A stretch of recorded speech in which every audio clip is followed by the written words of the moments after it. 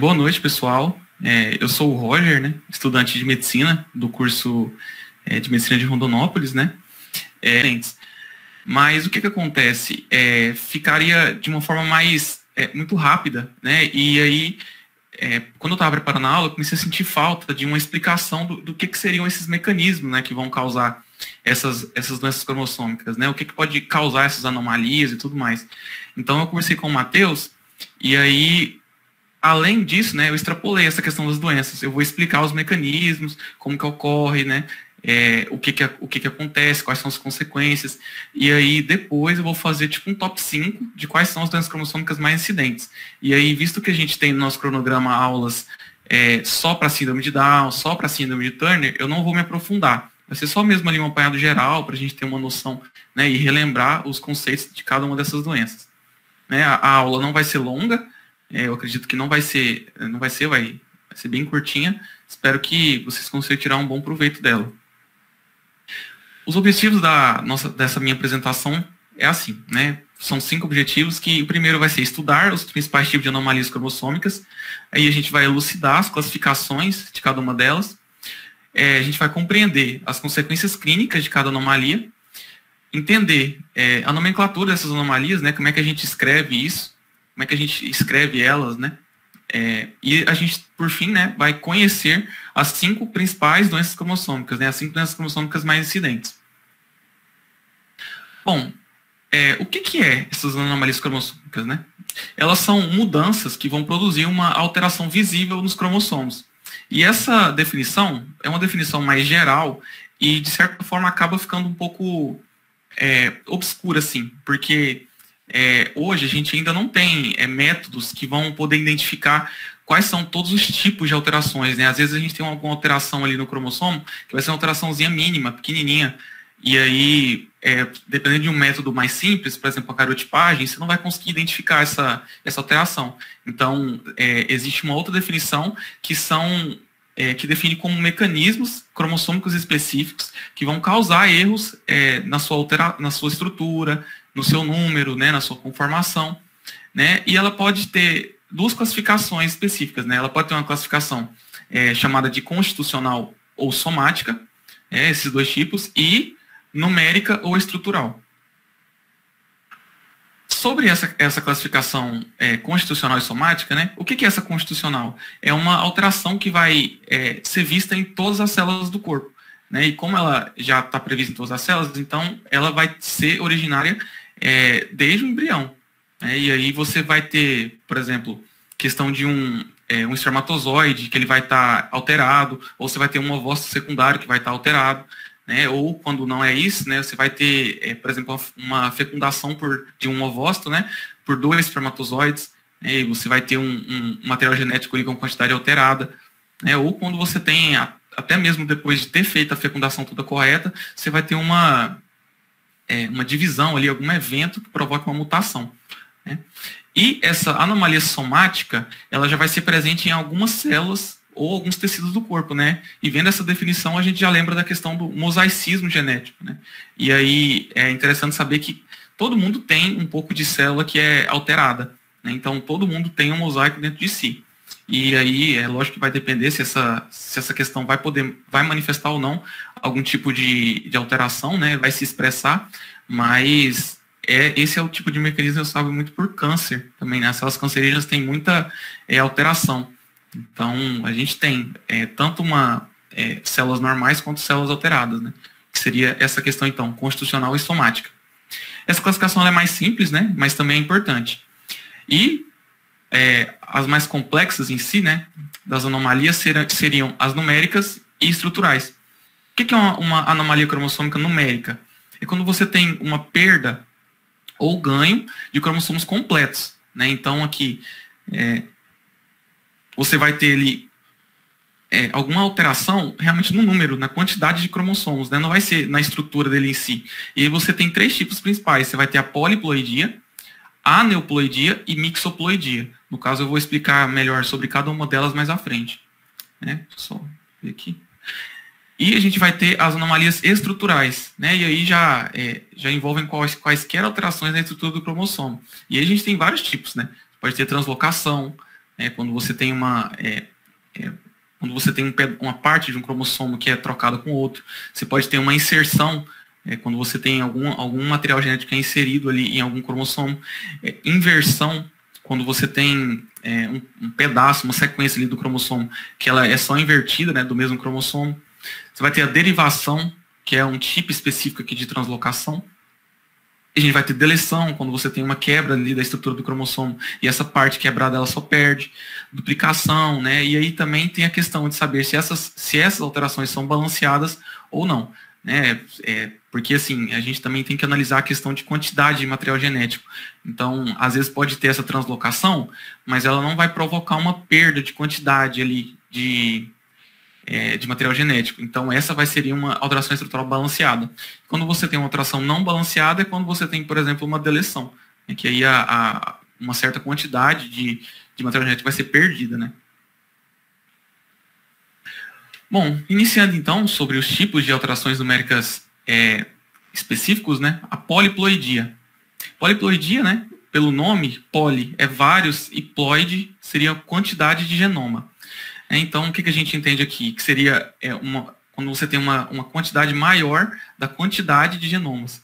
Então, essa aqui é responsável por 1 a 3% das gestações humanas e todos os cromossomos, né, todos os pares vão ter um cromossomo a mais. Né? Aqui você tem um cariótipo, né, que seria um indivíduo triploide. Né? Então, todos os cromossomos aqui vai ter uma cópia a mais. Né, e vai ser causada principalmente pela fertilização de um ovócito secundário por 2 espermatozoides, né, de espermia, que foi aquilo que eu até comentei um pouco antes. Né, e aí é interessante porque aqui a gente vai ter casos, né, desses tipos aqui, caso de haploidia, que é quando você tem, por exemplo, a falta, né, de 2 cromossomos, aí ficaria só um. 2 não, né? O normal é 2. Então você tem a falta de só um cromossomo de todos. Né? E geralmente, né, na espécie humana, a haploidia não gera indivíduos. Né? E no caso a diploidia, que seria um indivíduo normal, né? Triploidia, que é o caso que está representado aqui, e tetraploidia. Deixa eu só ver, parece que tem alguém tentando entrar.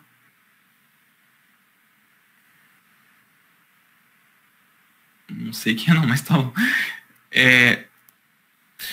Uma coisa que eu estava vendo, quando eu estava vendo sobre esse tema aqui, é que... Não estou conseguindo pôr em tela cheia. Tá em tela cheia, gente? Tá, né? Tá sim, Roger. Tá sim. Tá, beleza. Porque assim, na espécie, quando a gente estuda a questão da espécie humana, né, a gente vê que triploidia já é um caso que vai gerar muitas consequências clínicas, sabe? O indivíduo ele não vai ter... muitas vezes nem vai gerar um indivíduo viável, né? Nem vai ter um indivíduo aqui. Mas às vezes pode ter, só que com diversas consequências, e aí vai viver pouco, vai ter uma expectativa de vida muito baixa, às vezes nem chega a nascer vivo, né, na verdade. E a questão da tetraploidia aqui já não gera indivíduos viáveis. Mas a gente pode ter mais, né? A gente pode ter uma pentaploidia, né? E aí são anomalias bem aberrantes mesmo, que não vai gerar vida. E uma definição interessante dentro desses tipos aqui é chamada de autopoliploidia e alopoliploidia. Isso aqui é visto mais na questão da botânica também, né, das plantas. E autopoliploidia seria quando você tem uma alteração do número de cromossomos ali, sem a participação de material genético externo.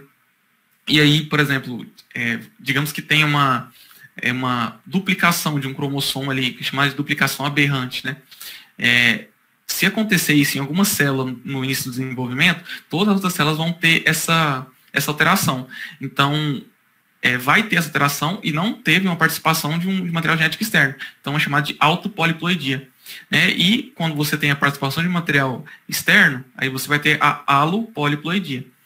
E isso aqui é bem usado na questão da botânica. O feijão, por exemplo, existem tipos de feijão que você tem feijões haploide, diploide, triploide, e se você usar, por exemplo, a colchicina que a gente viu, você consegue fazer paralisar esse feijão no momento ali da sua divisão, e você gera espécies ali que algumas não vão gerar indivíduos, né? Ela não vai ter uma capacidade de multiplicação, mas como é produzida, né?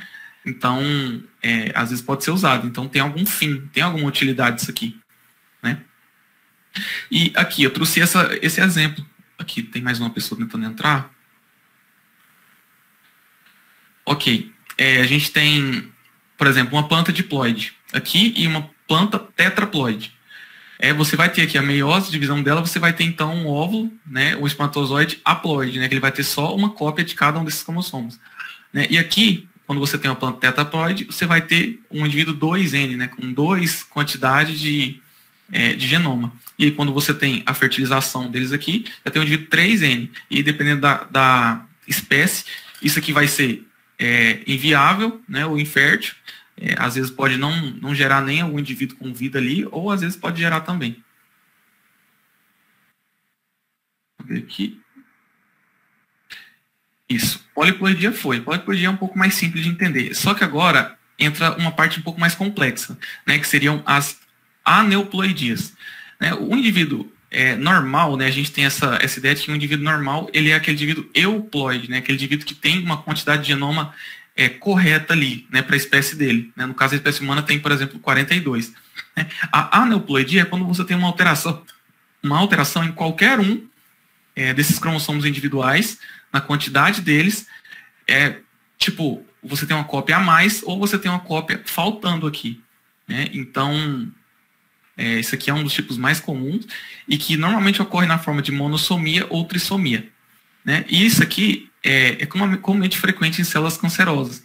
A gente viu, eu comentei antes que as células cancerosas têm muito isso, a questão do mosaicismo, e elas, como elas se dividem muito, né, tem aquela divisão ali desenfreada, é muito comum ter erros na divisão, na segregação do DNA, então a gente pode ter esse tipo de casos aqui.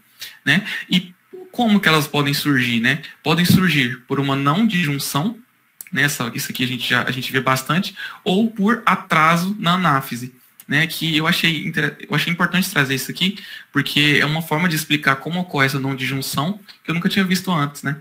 Olha aqui, como é que ocorre essa não disjunção? O que acontece quando você tem uma não disjunção na mitose? Você vai ter uma célula que ela vai ter uma cópia a mais aqui desse cromossomo azul, né, e outras células sem o cromossomo azul. Então, essas duas células elas são alteradas.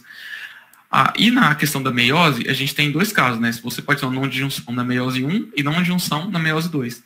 Na meiose 1, essa célula aqui, né, esse primeiro, por exemplo, ovócito, ele já não vai ter material genético, então ele já não é viável, e os gametas que ele vai gerar aqui são inviáveis. E aqui, quando você tem a questão nesse outro caso aqui, você vai ter essa não disjunção, e você vai ter duas cópias aqui do cromossomo a mais. Isso aqui também é inviável. Agora aqui, quando você tem uma não disjunção na meiose 2, aí você pode ter dois gametas aqui, né, em proporção que são viáveis, e no outro caso, a gente vai ter um cromossomo um gameta inviável e outro com duas cópias aqui, que é um cromossomo alterado. E aqui é uma parte interessante, porque assim, a gente tem as nossas células, ela tem a capacidade de avaliar como é que está essa estrutura desses cromossomos, né? Então, assim, é chamado de checkpoints. A gente tem diversos checkpoints durante o ciclo celular.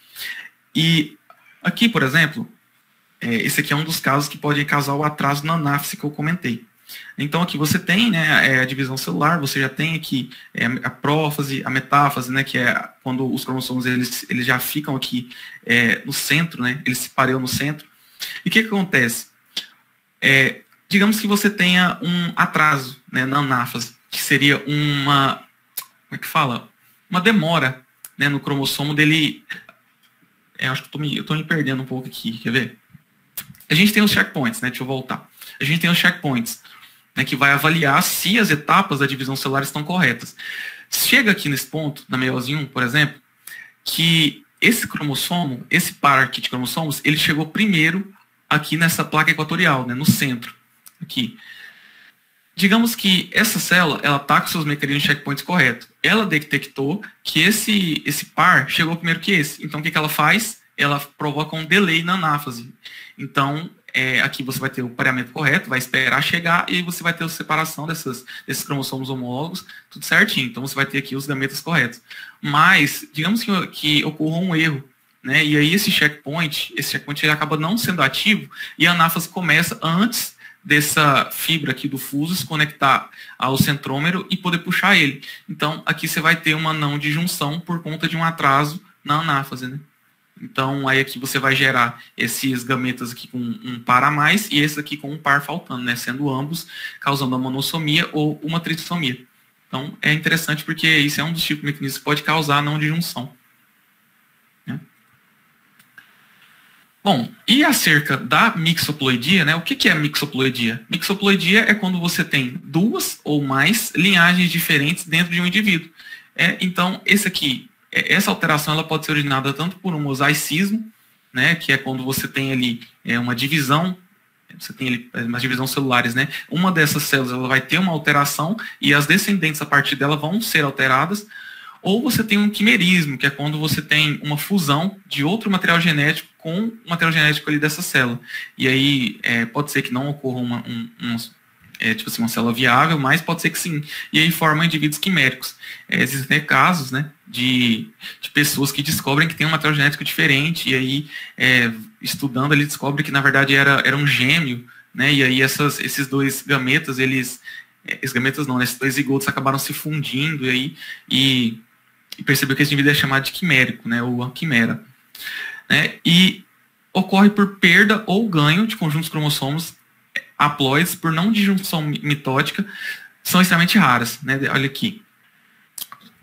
Na mitose, a gente tem esses mecanismos que eu tinha comentado ali atrás, né, de checkpoint, e eles são mais eficientes do que na meiose. Né? E aqui eu até coloquei um exemplo de como que poderia ocorrer essa mixoploidia. Por exemplo, ali a gente sabe que o ovócito secundário ele para na metáfase 2, né? Que ele para, ou metáfase 1. Ele para, né? Ele não termina a sua divisão até que seja fecundado, né? Então aqui já tem o óvulo fecundado, né? Então isso aqui já é um zigoto. Aí aqui a gente vai ter os pré-núcleos, né? Os pronúcleos, que eles vão se juntar e aí vai ter a continuação da divisão celular. E aí a gente tem aqueles corpúsculos polares, né? Que aí a gente lembra que na questão da gametogênese feminina, a gente tem que é formado só um desses óvulos, desses ovócitos que eles vão se envolver, e os outros eles vão se degenerar, né? Formando os corpúsculos. Pode acontecer desses núcleos, desses corpúsculos, eles se fundirem aqui com o núcleo dessa célula aqui.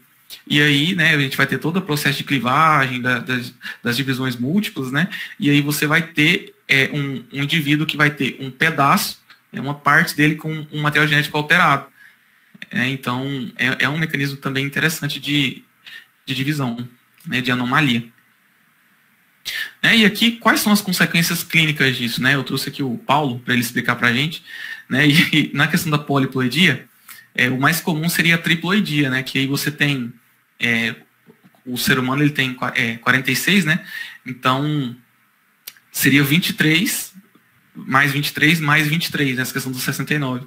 Então, pode ser tanto sexo feminino ou do sexo masculino. E aí, geralmente, vai ter indivíduos que podem ser indivíduos vivos, né? Pode nascer vivo, mas vai ter diversas consequências e a qualidade de vida vai ser bem baixa. Então, é uma questão bem complicada. Na aneuploidia, a gente pode ter dois casos. Quando você tem uma alteração do número de cromossomos dos autossômicos ou dos sexuais. Né? Uma nulissomia. O que é uma nulissomia? É quando você tem a falta de ambos os pares de algum desses cromossomos. Né? Por exemplo, digamos que o cromossomo 18, né? Ambos os pares deles então, estão faltando. Então, esse é um caso de nulissomia. E, normalmente, eles são letais. Né? Não vai desenvolver vida aqui. Na monossomia, né, só a falta de apenas um desses cromossomos, a gente vai ter, que pode ser que cause indivíduos letais, né, casos letais, não vai desenvolver indivíduos, ou a gente pode ter, sim, alguns tipos de... alguns casos que essa pessoa consiga sobreviver, né, e a gente tem até as síndromes que a gente vai ver mais para frente. E a trissomia, né, que é até o mais comum, que é quando você tem um par a mais desses cromossomos, né, e aí... normalmente também vai causar abortos espontâneos, né? No caso, 18% dos casos a gente tem abortos 18% dos casos de aborto espontâneo são por questão de trissomia, né? E dependendo de qual cromossomo que está com essa cópia a mais, a gente vai ter uma questão da vida aí também, né? Que, por exemplo, a síndrome de Down entra aqui também. Né? E quando a gente tem os cromossomos sexuais, a gente pode ter cromossomo sexual adicional, né, que aí você pode ter uma síndrome do triplo X ou do 2X e um Y, né? Ou quando você tem um cromossomo sexual ausente. Quando você tem um adicional, pode ser que haja vida, né? Por conta daquele mecanismo de inativação, né, do cromossomo X. Então, pode ser que assim, vai ter algumas alterações, mas a expectativa de vida vai ser até normal. Agora, quando você tem um cromossomo sexual ausente, aí depende. Se você tem um cromossomo sexual X ausente, né, a pessoa for, por exemplo, 45Y, não tem como. Né? O cromossomo Y ele é muito pequeno, ele não tem os genes necessários, então não vai gerar vida. Agora, quando você tem só a ausência do cromossomo Y, aí você tem a síndrome de Turner, por exemplo, né, que aí vai gerar um indivíduo, mas ele vai ter diversas características clínicas ali, né, diversas malformações também, que vão impactar nesse desenvolvimento dessa pessoa e vai diminuir a qualidade de vida dela, a expectativa de vida também. Bom, foi a questão das alterações numéricas, né, então vamos ver as alterações estruturais. E alterações estruturais, né, elas dependem bastante, né, elas são um pouco mais complexas, porque assim, a gente tem diversos mecanismos de reparo dos cromossomos, né, diversos mecanismos de reparo do DNA, e muitas vezes esses mecanismos eles vão falhar, né, então quando eles falham, aí vai gerar a questão das anomalias, né. Eu trouxe aqui o super choque, porque se vocês lembrarem da história do super choque, né, ele estava ali num galpão, e aí há uma explosão radioativa, e aí mudou todo o DNA dele e ele conseguiu superpoderes, né? Então, é exatamente isso. O DNA, ele pode sofrer dano por conta de radiação, né? Ele pode sofrer dano por conta de substâncias químicas, só que ao invés de ganhar superpoderes, realmente você fica doente, né? Então, mas é interessante que esse aqui é o tipo de caso, esse é o tipo de alteração que causa isso. Né? E o que acontece quando você tem uma quebra de DNA? A gente pode ter, por exemplo, a união de duas extremidades quebradas. E aí essa união, ela pode ser uma união que vai ocorrer de maneira correta, né, sem nenhum erro ali, ou ela vai ser uma união que vai causar algum dano. Né? Então, por exemplo, quando tem uma quebra do DNA, um mecanismo que existe chama recombinação homóloga, que é um mecanismo que foi até recentemente descoberto, e que, imagina assim, a gente tem o cromossomo, sei lá, o cromossomo 18, né? Ele tem os dois pares dele ali. Digamos que um do braço dele foi perdido, foi quebrado. E aí, o outro par homólogo, ele pareia, e aí tem esse braço, né, homólogo aqui, que seria o que está faltando, ele vai ser utilizado como molde para criar esse outro braço. Né? E aí, se for feito da maneira correta, vai ser recuperado, então esse dano vai ser reparado. Mas, sim, só vendo a ideia já dá para ver que é bem complexo, né, e que não é um mecanismo que tipo assim, consegue reverter danos muito grandes. Né? A gente tem a questão das translocações recíprocas, quando você tem quebras, né, em dois cromossomos, e aí você tem uma inversão, né, de um braço colocado em outro, e aí isso pode dar alguns erros. Né? E a gente tem um mecanismo de reparo interessante, que é a adição de um telômero à extremidade quebrada. Porque assim, uma regra acerca da divisão celular é assim: se a gente tiver um pedaço quebrado, né, um cromossomo sem o seu telômero, essa divisão ela para, né, então ela não vai ocorrer. Agora, quando você tem um telômero, e aí a célula ela tem capacidade de continuar essa divisão celular. Então, digamos que você tem uma quebra ali no cromossomo, e aí nesse pedaço que ficou, se for adicionado um telômero ali, aí a divisão celular vai continuar e esse erro vai ser propagado. Então, a gente vai ter três finais possíveis. A gente vai ter um dano que é irreparável, aí essa célula vai entrar em morte celular, né, ela vai entrar em apoptose. Você vai ter um dano, então, que vai tentar ser reparado corretamente, né, então aqui você não vai ter nenhuma consequência, ou você vai ter um dano que ele é incorretamente separado, e aí você vai ter mais consequências aí. Né? Mas o que aconteceria se no mesmo cromossomo fossem geradas duas quebras ali, né? No cromossomo você tem dois pedaços quebrados. Eu trouxe essa figura para tentar explicar para vocês o que acontece. Você vai ter aqui o cromossomo, com o seu centrômero aqui, né? E os seus loci gênicos aqui, né? Só representativo com letras. Imagina que ocorreu uma quebra aqui entre D e E e entre F e G. Aí esse segmento EF ele vai ser perdido e o segmento D e G vai ser ligado.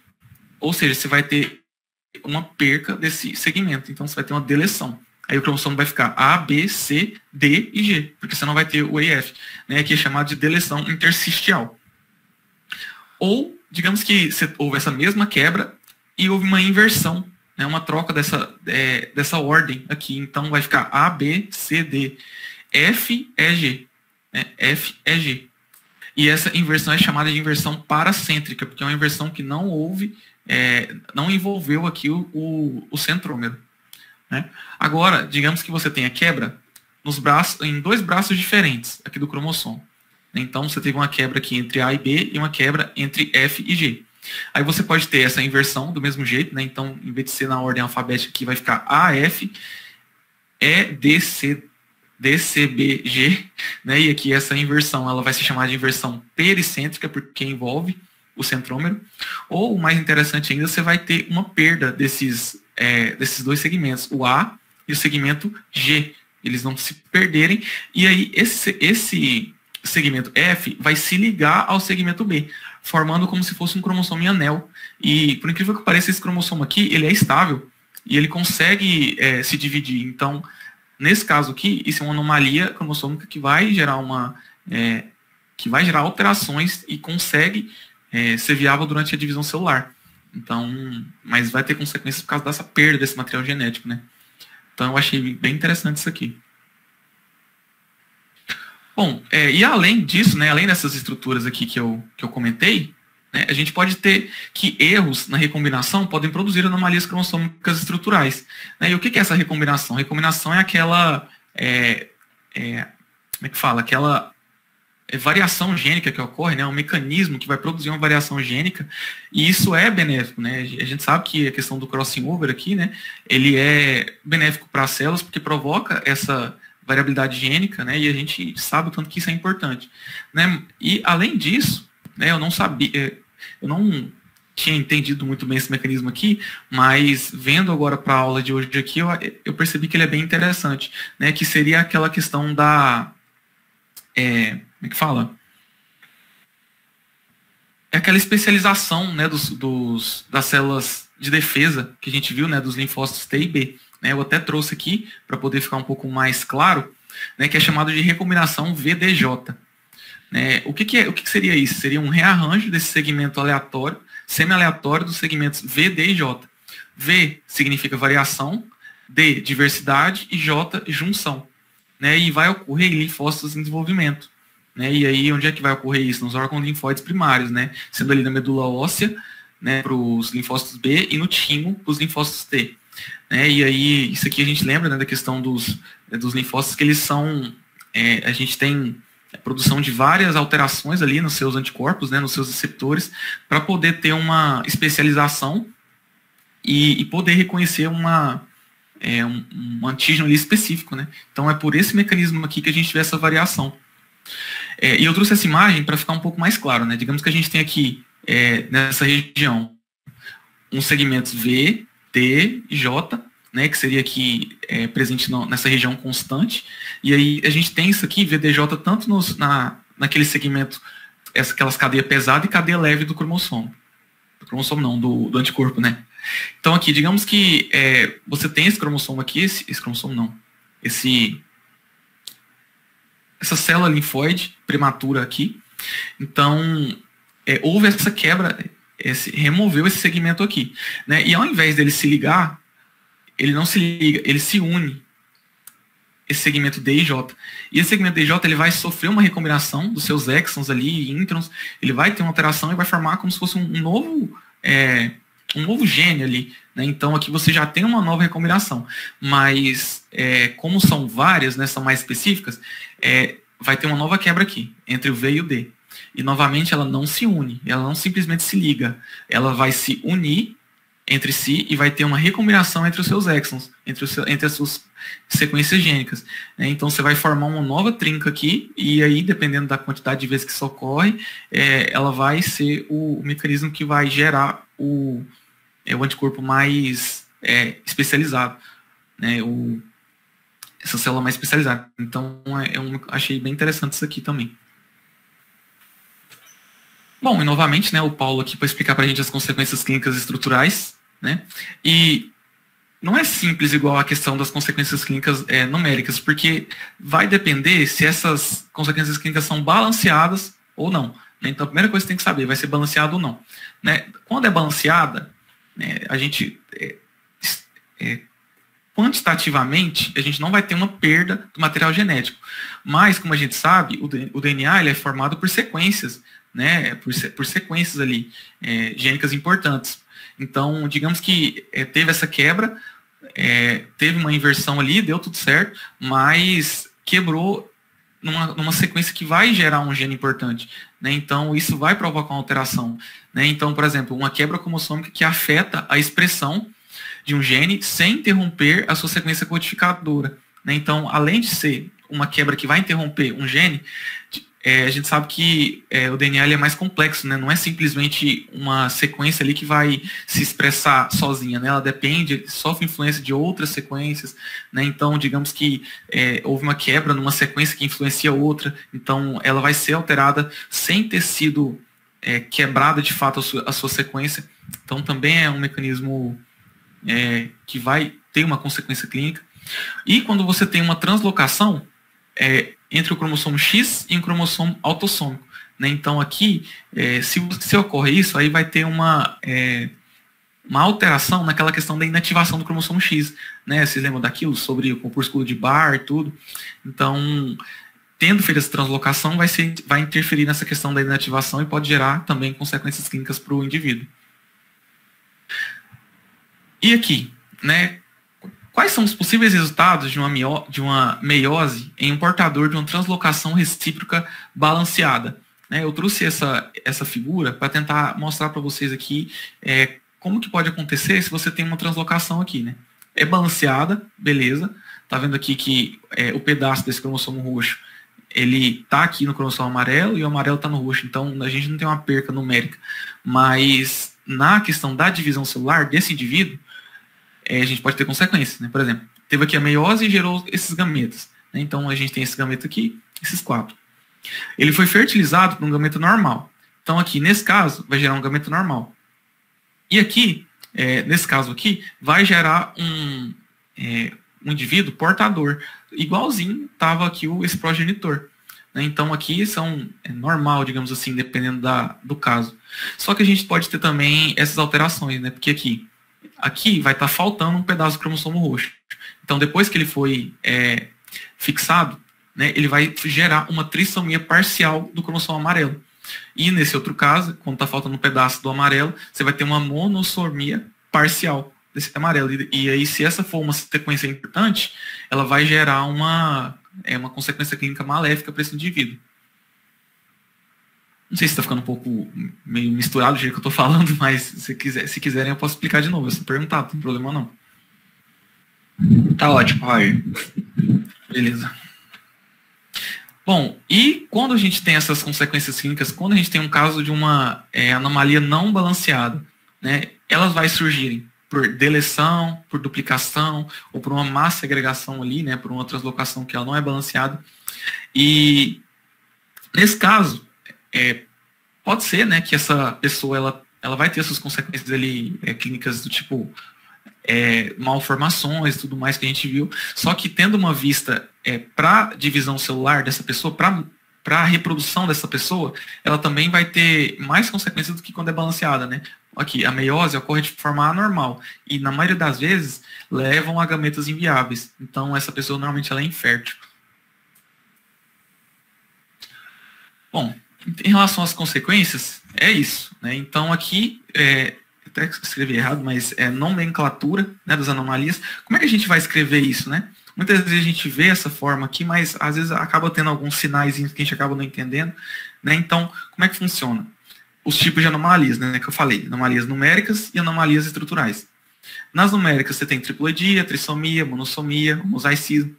Na triploidia você vai colocar a quantidade de material genético aqui, né, 69, aí você vai colocar se é do sexo masculino ou feminino, né, no caso XXX ou XXY ou XYY. Né, então esse aqui é um tipo de poliploidia, é assim que a gente vai escrever um caso de poliploidia.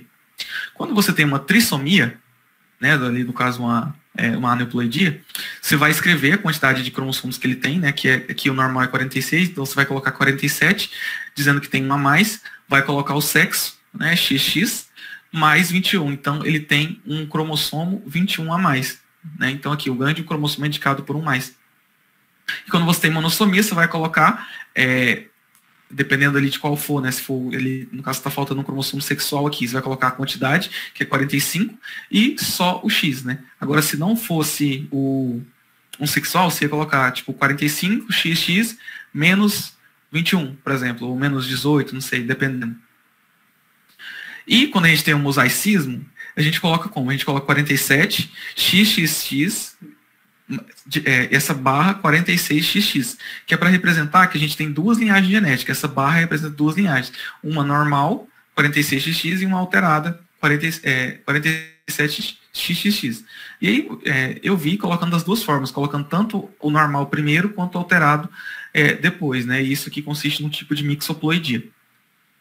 Em relação às alterações estruturais, a gente vai ter então deleção, inversão, duplicação, inserção, e cada um tem a sua forma específica aqui. Vamos dar uma olhada.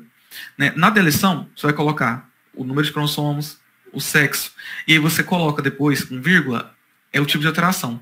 Del, o radical del, né, é para ser deleção. E você coloca entre parênteses qual o cromossomo que tem essa alteração, né? Então aqui você tem uma deleção no cromossomo 4. E depois você coloca entre parênteses em qual local desse cromossomo que vai ter sido essa deleção, né? O P, ele significa que é uma alteração no braço curto. E no Q é uma alteração no braço longo. E aqui, eu pensava que era tipo P16,3, né? Na verdade eu nem entendia muito bem isso, mas o que significa? Você lê o último número. Né, você vai ter uma quebra, então, na banda 3 da região 16 do braço curto do cromossomo 4. Então é assim que a gente lê.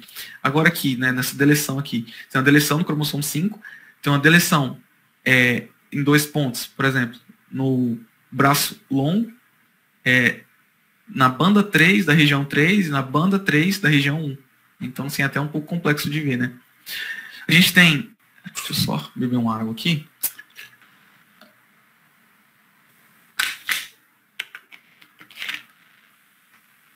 Quando a gente tem uma inversão, né?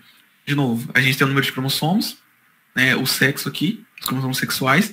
Aí o sufixo aqui para explicar que tipo de alteração é. Entre parênteses o cromossomo e depois entre parênteses o local. Né? Da mesma forma que isso aqui seriam as alterações nos braços curtos desse cromossomo. E duplicação, a forma de escrever é a mesma, só vai mudar esse sufixo aqui, né? Então, quando a duplicação é dupli, quando a inserção vai ser inci aqui, né? E agora aqui, quando você tem cromossomo em anel, você vai colocar o R de rotação, então você coloca 46, XY, R, aí o cromossomo e o ponto que teve a quebra aqui.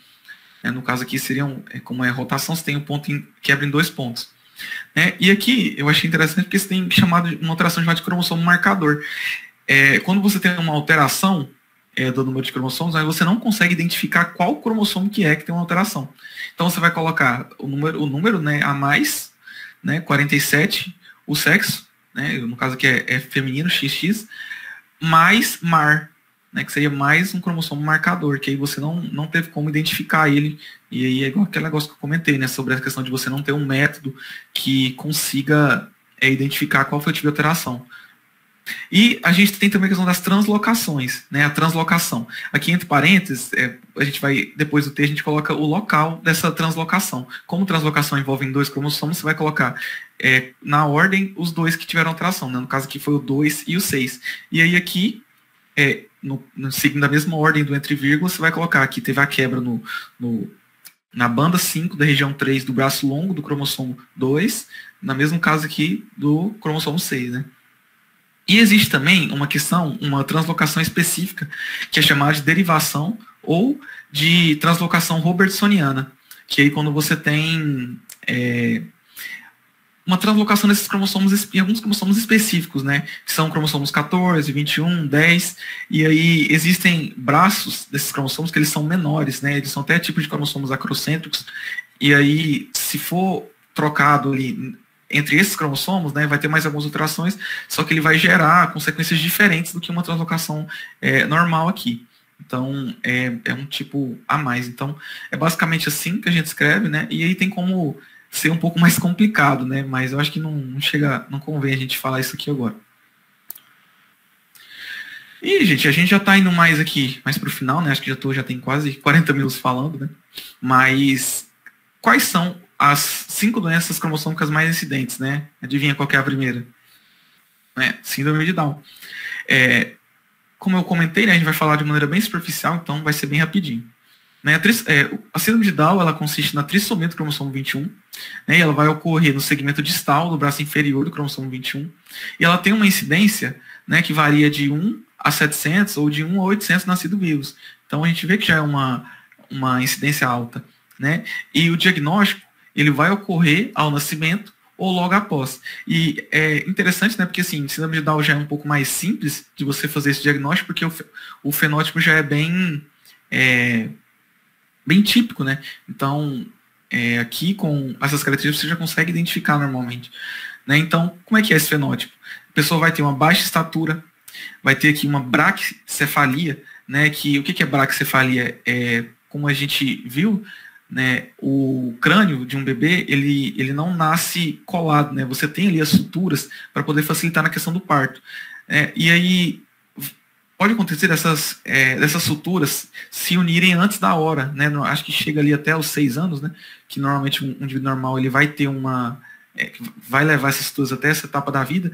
Só que se antes ter essa fusão, vai atrapalhar no desenvolvimento desse encéfalo, né? Ele pode ficar menor, então vai ter algumas consequências ali de malformação cerebral.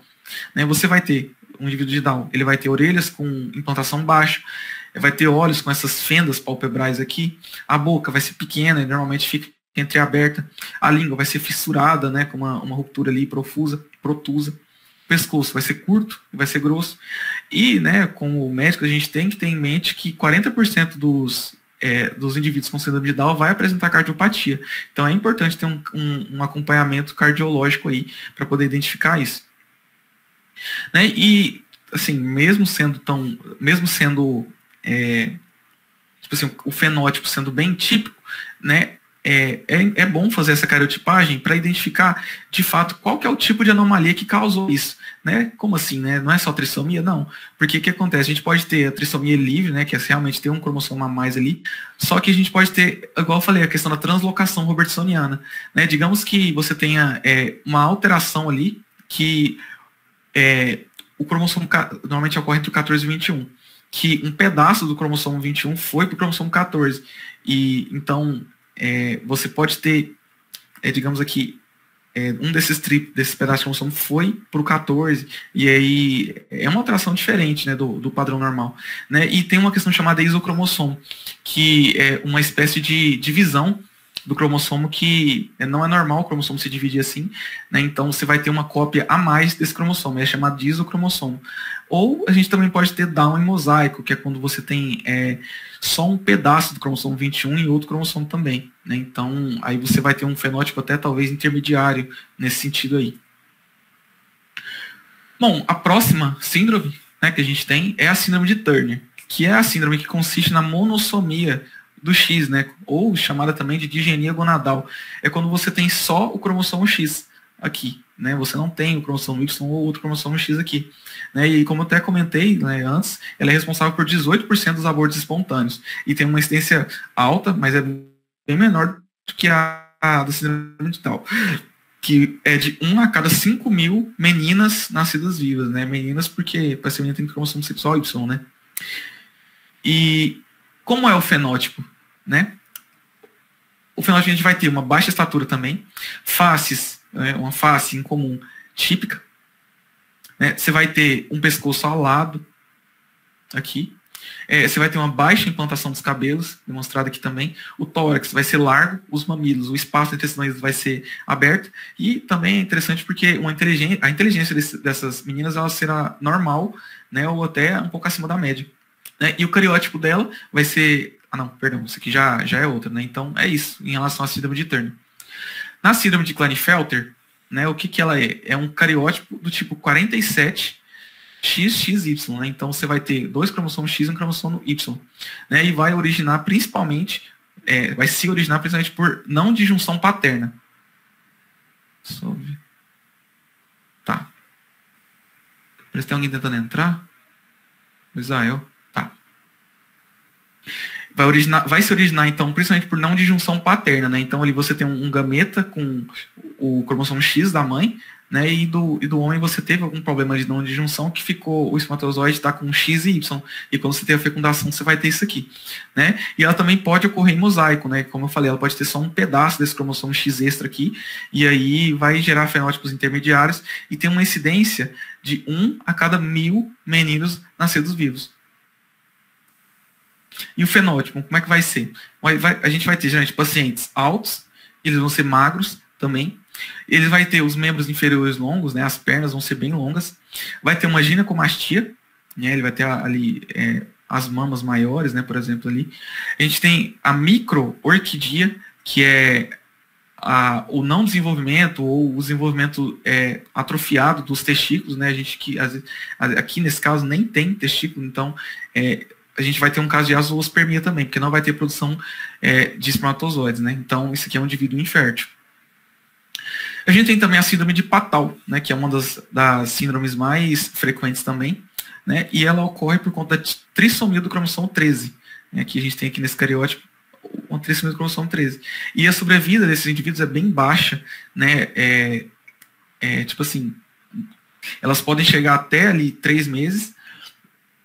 Eu não estou lembrando exatamente o nome do tipo de tratamento, mas tem como a pessoa chegar até 6 meses de vida, mas o desenvolvimento é muito prematuro, então é uma síndrome realmente muito, muito forte, né? E tem uma incidência de 1 a cada 25 mil nascidos vivos, né? E 80% dos casos vão ter um cariótipo trissômico regular, e 20% dos casos vai ser por mosaicismo ou translocação, né? Então, a gente tem esse caso de fazer exames para poder identificar que tipo de anomalia que causou essa síndrome, né? Então não é simplesmente ter um cromossomo a mais só que normalmente as pessoas pensam, né? Então, como é que é o fenótipo? A gente vai ter um baixo peso corporal, a gente vai ter um hipertelorismo, né, que é o afastamento entre os olhos aqui, a gente vai ter uma microoftalmia ou até mesmo ausência dos olhos, né? Às vezes o bebê pode nascer sem olhos mesmo. O lábio, ele vai ser um lábio em leporino, né, que vai ser também acompanhado por essa falta dessa fenda aqui, né, a gente chama de fenda palatina, né, a gente vai ter um pescoço curto, distância entre mamilar grande, e as mãos, a gente vai ter exodactilia, né, então vai ter um dedo a mais também aí. E por fim, gente, a última, aqui é a síndrome de Edwards, que é uma trissomia do cromossomo 18. Né, ela vai ter uma associação nítida ali com a idade materna, né? Então, normalmente, a maior prevalência dos casos de síndrome de Edwards vai ser mães acima de 35 anos, e a incidência é de 1 para cada 8 mil nascidos vivos, né? E a sobrevida também pós-natal é muito baixa, mas no caso de mosaicismo, né, que a gente tem ali os fenótipos intermediários, vai chegar à vida adulta. Aqui, como é que é o fenótipo da síndrome de Edwards? A gente vai ter um retardamento mental, atraso do crescimento, uma malformação intensa do coração, hipertonia, presença de occipúcio, né, que é quando você tem essa proeminência occipital aqui, né, externa, ela vai ser maior. A gente vai ter como é que fala? A presença de pés em cadeira de balanço, né, que é quando a criança está num balanço, né, ela fica com a perninha cruzada, então aqui, esse bebê já fica desse jeito, e tem essa mão também que fica com o quarto dedo e o quinto dedo dobrados sobre os outros 2 dedos, né? Então fica geralmente desse jeito aqui, né? E é isso, gente. Acabou. Essas aqui são as minhas referências bibliográficas, né? Eu utilizei o Thomson, mas eu utilizei principalmente o Genética Molecular Humana do Stracha, não sei. Eu achei bem interessante a forma como ele trouxe. E é isso. Muito obrigado pela atenção. Eu agradeço a todos.